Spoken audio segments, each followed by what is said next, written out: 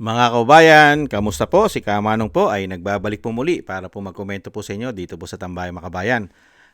Samahan niyo po inyong lingkod, mag-umpisa na po tayo. Magkomentohan na po tayo mga kababayan.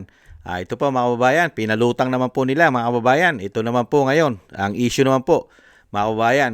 Pagkatapos po ang usapin sa China, mga kababayan, sa impeachment, ngayon naman po sa sinasabi naman po inilabas ng ICC ang mga listahan daw po ng mga sangkot umano sa sabwatan daw po na ginawa ni dating Pangulong Duterte na protektahan po ang milyon-milyong mga Pilipino, lalong-lalo po sa mga kriminal, sa mga adiktus, sa mga masasamang tao, sa mga terorista, sa mga makakaliwa. Pinoprotektahan po tayo ng mahigit 6 na taon, pero pagdating po sa mainstream media at sa gobyerno ngayon, iba po, mas protektado po nila ang masasamang tao umano. Hindi kaya? Kaya ito po mga tambay, kasama po ang mainstream media, ay ganito po ang balita mga kababayan. Dahil po kailangan po nila na gumawa ng paraan, komento ko po, na ma-divert po ng tuluyan at mawala na po ng tuluyan ang issue po ng massive sindikatong korupsyon na nangyari po sa ating bansa na mahigit 3 taon. Grabe po, trilyon, daang bilyon ang nawala. Pero kailangan po nila i-divert. Hindi po ba? Painggan po natin ang bago na naman pong pinapuputok. Ang ICC na naman na wala pong jurisdiction sa atin at may sarili po tayong soberenya at may sarili po tayong judicial at Korte Suprema. Ganyan po kawawalang hiya ang mga taong ito, gamit na gamit pa yata ang malalaking oligarkiya, ang malalaking mainstream media na pag-aari ng mga oligarkiya umano. Ito po, umpisa na po natin. Isinapubliko na ng ICC ang listahan ng mga kasabwat umano ni dating Pangulong Rodrigo Duterte sa kasong Crimes Against Humanity. Kabilang dyan ang 2 senador. Narito ang express report ni Rainiel Pawit.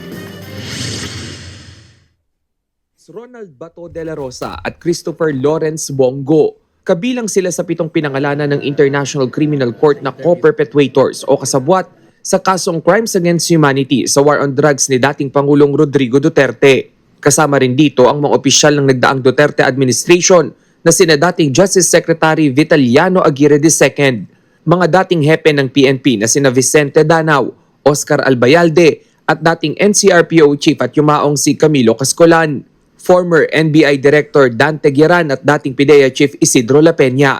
Base sa dokumento ng ICC, si Duterte raw ang namuno sa kanila para patayin ang mga pinaghihinalaang kriminal na may kinalaman sa illegal na droga mula November 1, 2011 hanggang March 16, 2019. Idinetalya rin ng ICC ang mga naging papel nila sa madugong war on drugs. Matatanda ang naging hepe rin ng Davao City Police si Senator Bato bago maging PNP chief noong 2016 hanggang 2018. Si Senador Bongo naman naging personal aide ni Duterte mula pa nang maging alkalde siya ng Davao City hanggang sa maging Pangulo.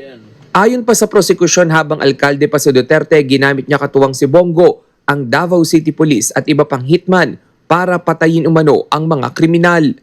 Inatas daw yan ni Duterte sa mga miyembro ng tinaguriang Davao Death Squad. Ginamit din daw ng dating Pangulo ang kanyang posisyon at impluensya para sa paggawa ng krimen sa buong bansa. Dito na rin daw mas nagkaroon ng kontrol ang mga kasabwat niya. Wala pang komento ang mga pinangalan ng kasabwat. Grabe na mga tambay, no? Grabe po. Pati po media. Mga kabayan, pati po mainstream media ay alam naman po nila ang hirap po na pinagdaanan at problema ng bansa. Lalo-lalo po sa kriminalidad at sa bisyo po ng pulburon at korupsyon.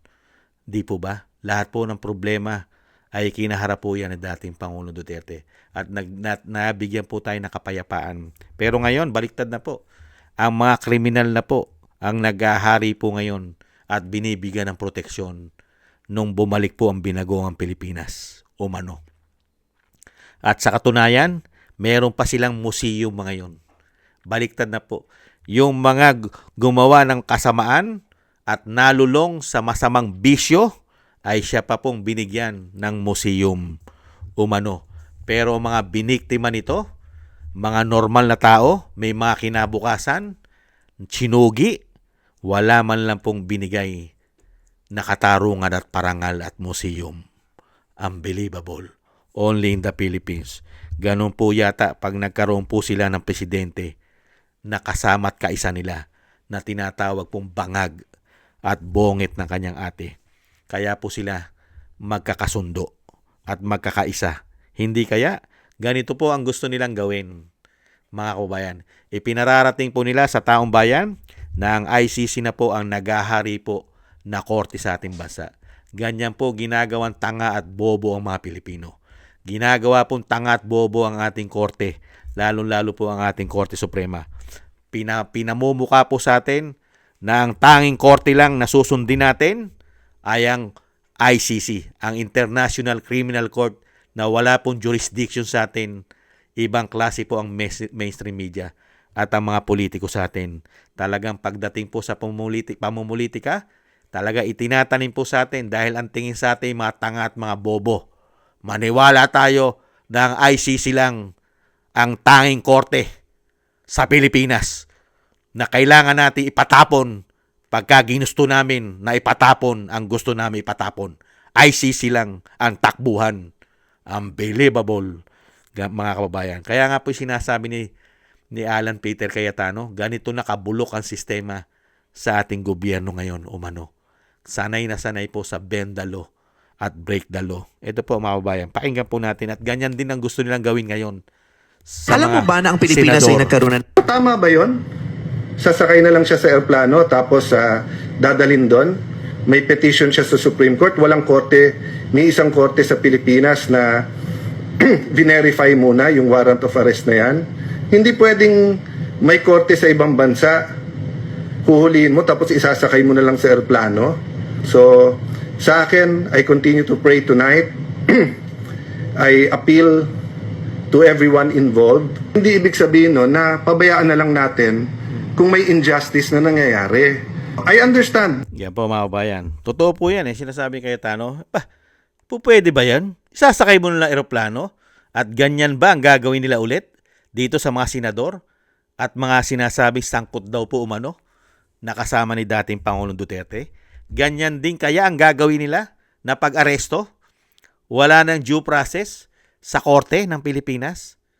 Mangyayari po yan dahil ginawa na po nila yan kay dating Pangulong Duterte. Wala na pong due process. Mga kabayan, nakatambay na po ang eroplano. Mga kabayan, ganyan din yata gagawin nila. Hindi kaya.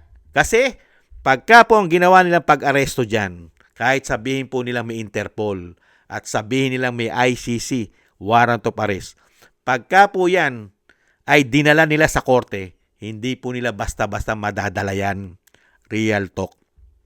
Never po nilang madala sa The Hague, sa ICC sa Netherlands.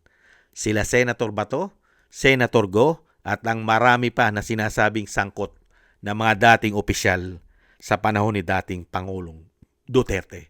Never. Pagka po sumunod sila sa proseso ng batas, hindi po nila madadala sa ICC ang mga ito.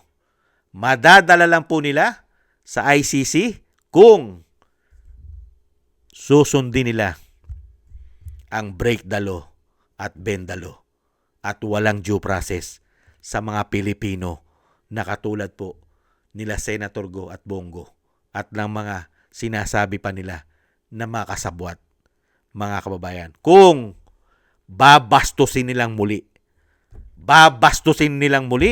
at wala silang pakialam sa ating judicial, sa ating mga korte at Korte Suprema.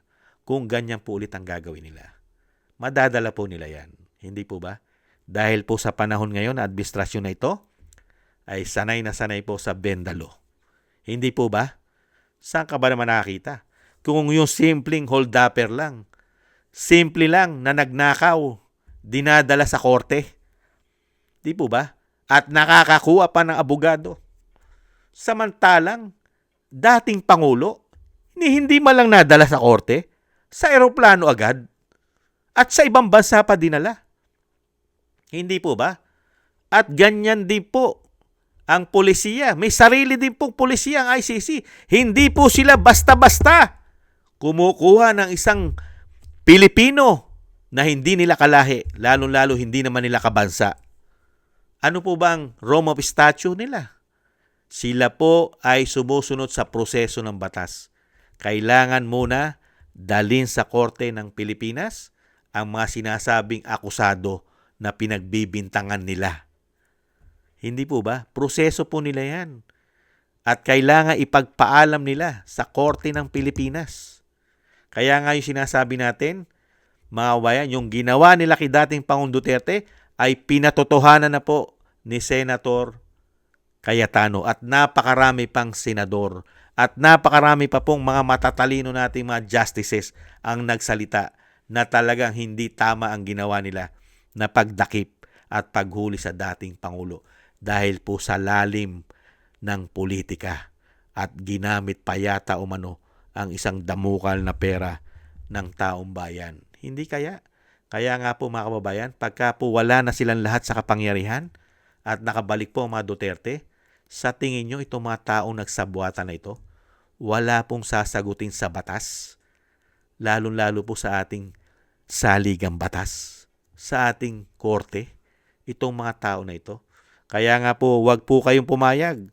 Mga kababayan natin, katulad po ni Senator Go, Senator Bato at ang mga sangkot pa na itinuturo, wag na wag po kayong pumayag. Meron po tayong saligang batas. Meron po tayong Korte Suprema.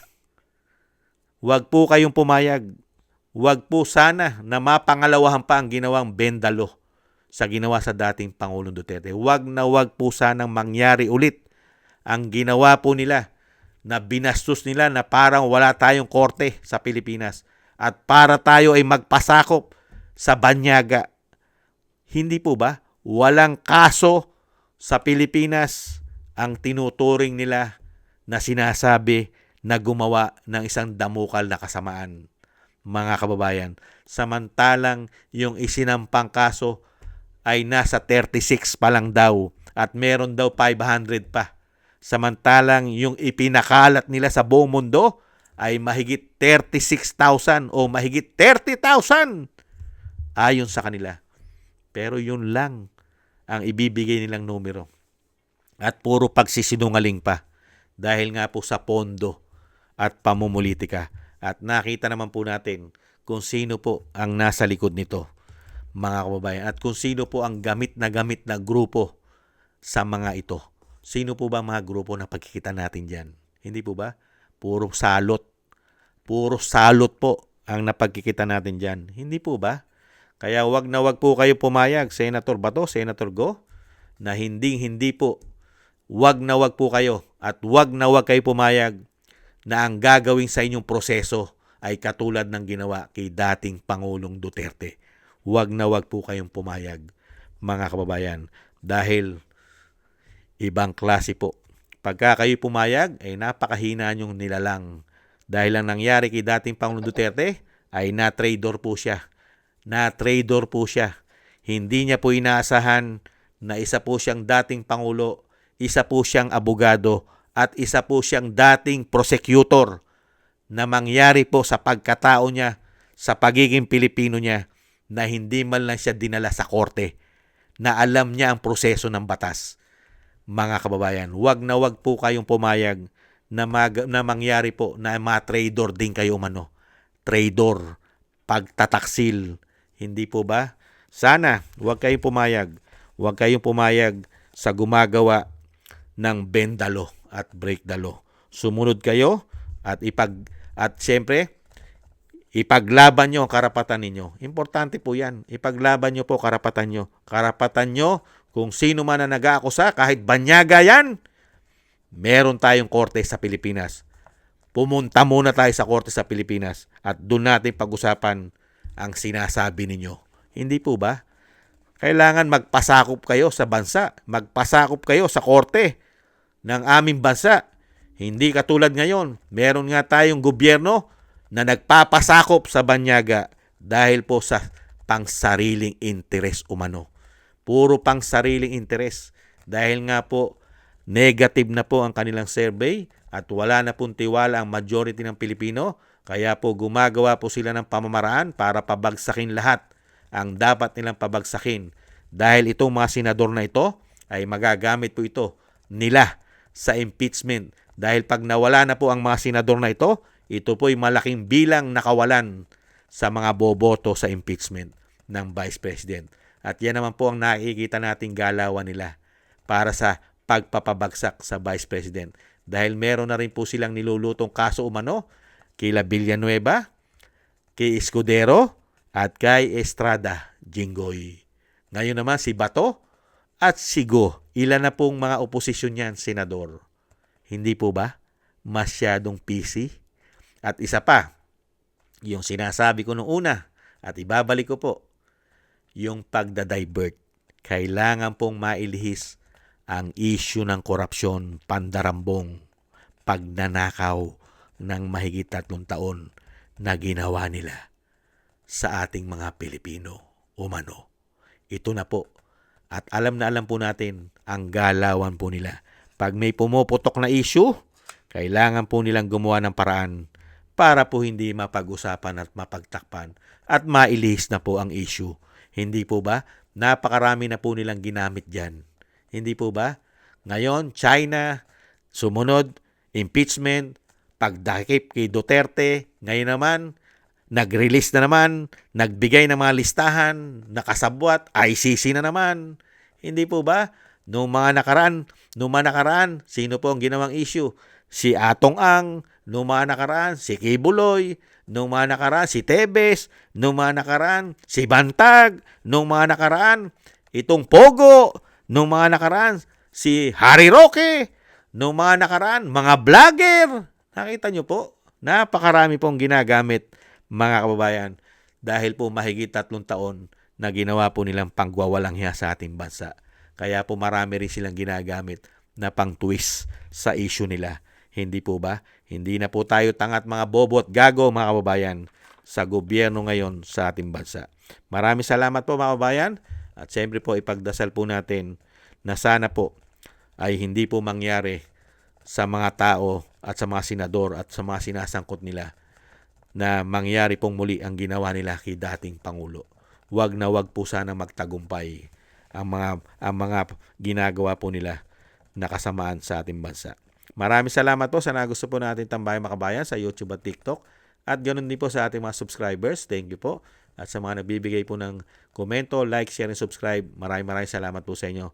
Shoutout po sa inyo lahat. At thank you rin po sa mga nagbibigay po ng tulong. Shoutout po kay Eric Hercio ng Canada, kay Tatay Nick ng Canada, Ani Joe, ako si Pilam, Balance Vision TV, Gayat Chena, Jesus Valdepena, Kingston ng Hong Kong, si Jake Yahut ng California, USA, Gina Ray Solidides ng Berlin, Germany, Julieta Silona ng Sydney, Australia, Baby Roman at Ate Isa ng Cagayan. Thank you po sa inyo, mga kabayan, at ingat-ingat po kayo, lalo po sa inyo po mga paggawa. At tiis-tiis lang po tayo. God bless po sa inyong lahat, mga kababayan. Ingat-ingat po. Bye-bye.